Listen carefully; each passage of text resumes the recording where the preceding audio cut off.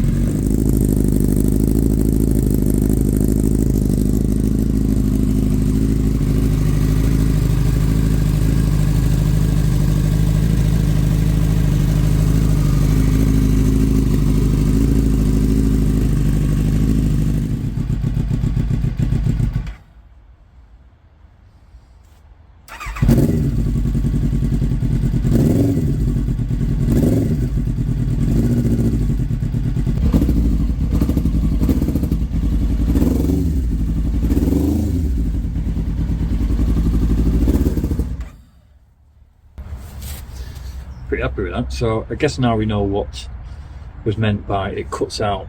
It's not idling, not for long anyway. And as you probably heard, it sounds like it's not firing on all four neither. Sure. Full carburetor clean and rebalance. I was going to do that anyway, obviously. Could be plugs, could be a number of things, but this is exactly what I wanted. As you heard, the bike's running. It sounds pretty sweet in terms of there's no ticking, there's no knocking. It's just a case of fettling with things, isn't it, and cleaning things up, adjusting things. Should get it running sweet. Gives me a bit of confidence now with restoring the rest of the bike. Now I've got it running. You know, the last thing you want to do is plough a load of money into it and then find out it needs a new engine. Pretty sure the engine's alright, although when I start stripping down I might find something else. But yeah, happy days. Next job is get rid of that bloody alarm. Right, we're a few weeks in now, and there's a slight change of plan. I've spent the last couple of weeks tidying the garage, getting ready for this project. I said I was going to take the alarm out. I am going to take the alarm out, but it makes sense to remove. I'll start stripping the bike down, and when I get down to the wiring loom, it'll be more obvious how to remove that alarm. So, yeah, start stripping.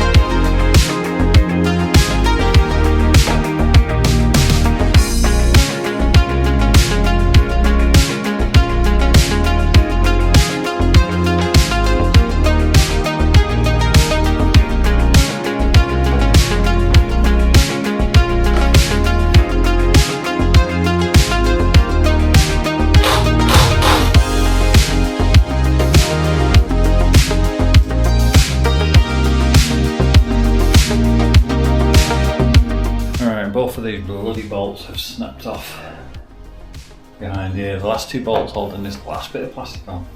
So I'm going to take the wheel off and hopefully I'll be able to get to the nut at the back of them. Get it out that way.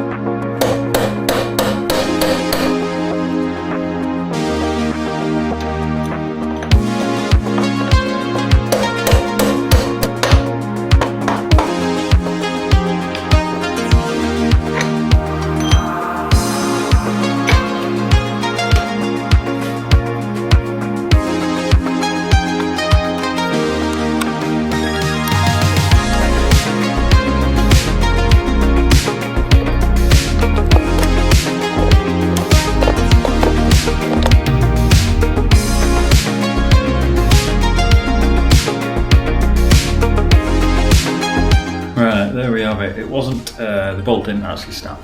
It was just it's bolted from both sides on the same thread. The left side came off easy, but you probably just saw the right side, not so much. But yeah, that's it. I think that'll do us for this one. That's all the plastics off. Next one we'll probably get to the mechanicals. Thanks for watching. Bye.